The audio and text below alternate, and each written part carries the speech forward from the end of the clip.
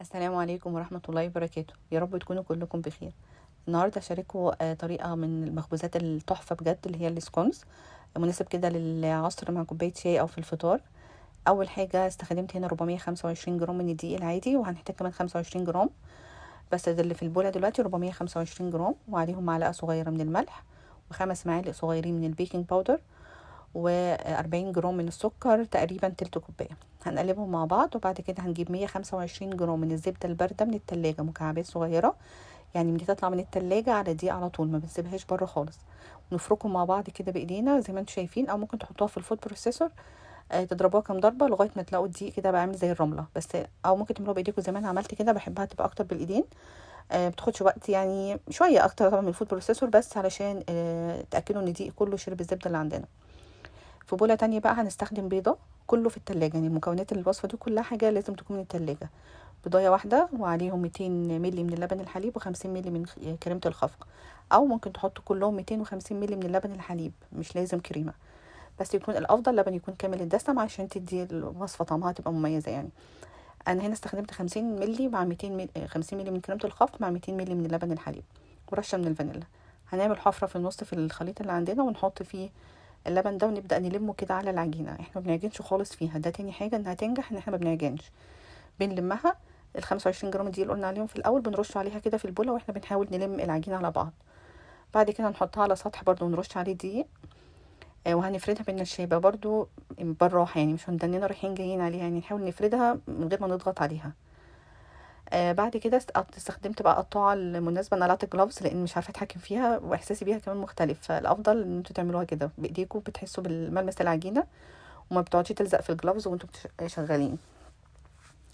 بعد كده استخدمت قطاعة حجمها وسط، انا مش بحبها تبقى تخينة، هي المفروض في المحلات هنا بتتباع تبقى تخينة، انا مش بحسها بتلكم كده، بحب الحجم اللي هو الوسط.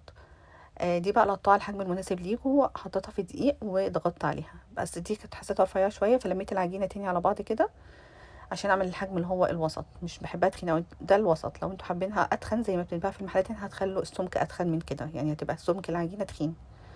واهم حاجه ما نلفش القطاعه اللي بنقطع بيه، يعني بنضغط ونرفع على طول، ونكون القطاعه في الدقيق قبل ما نحطها على العجينه. المقدار ده عشان انا مش عاملاها تخينه قوي، عملت تقريبا 15 واحده، انتوا لو عملتوها اتخن ممكن تعمل في حدود ال 11 ل 12 واحده. هنجيب بقى صينيه محطوط فيها ورق زبده، وهنحط فيها السبونز اللي عندنا، والعجينه اللي بتتبقى بنلمها تاني برضو ما بنعجنش، ونفردها علشان نبدا نقطع تاني الاشكال. الفرن بيكون سخن على درجة حرارة 170، انا الفرن بس عندي سخن زيادة، فانا خليته على 165. بنسيبه يسخن في الاول كويس جدا قبل ما نحط الخليط اللي عندنا. اهم حاجه المكونات زي ما قلنا تكون بارده من التلاجة. تاني حاجه الوش من فوق، عشان يدي اللمعه الحلوه دي، انا استخدمت بيضه واحده وعليها رشه من الفانيلا، وبدات هنا كلها من فوق من الجوانب. لو انتم مش حابين يعني تستخدموا بيضه كمان، ممكن الخليط اللي في الاول اللي احنا عملناه اللبن مع البيض تشيلوا منه شويه صغيرين، معلقه كده على جنب، عشان تدهنوا بيه الوش اللي هو لبن على البيض. يعني ممكن تدهنوها ببيضه بقى لوحدها، ممكن تدهنوها بلبن لوحده، ممكن تاخدوا معلقه من الخليط اللي احنا عملناه بالبيض واللبن في الاول وتدهنوا بيه. هندخلها في الفرن، ما بتاخدش تقريبا، يعني بتاخد في حدود بالظبط 25 دقيقه، ممكن بعد 20 دقيقه تبصوا عليها لغايه ما بتلاقوا اخدت لون ذهبي من فوق ولون ذهبي من تحت. ريحتها قلب البيت بجد. هنسيبها اهم حاجه تبرد، علشان هي لسه سخنه دلوقتي، هتلاقوها من جوه لسه طريه، فهنسيبها تبرد خالص. هما هنا بياكلوها مع القشطه اللي هي الكولاتد كريم، ومعاها مربى بالفراوله. انا ولادي بيحبوا ياكلوها ساده، لان هي اصلا لوحدها تحفه جدا بجد، يعني اللي هتلاقوها لا يعني بتلكم كده، ولا بتشرق، ولا اي حاجه خالص. في بقى طريقتين، ممكن تحطوا الكريمه في الاول وبعدين فوقيها المربى، او العكس تحطوا المربى وبعدين الكريمه يعني. في ناس بتحبها كده وفي ناس بتحبها كده، جربوها كده وشوفوا انهي الاحلى. وبس تحفه بجد، يعني مكوناتها وطريقتها سريعه، يعني لو انتوا حابين تعملوا حاجه سريعه كده ما بتاخدش اي وقت خالص، ولا بقى تخمير، ولا وقت، ولا اي حاجه.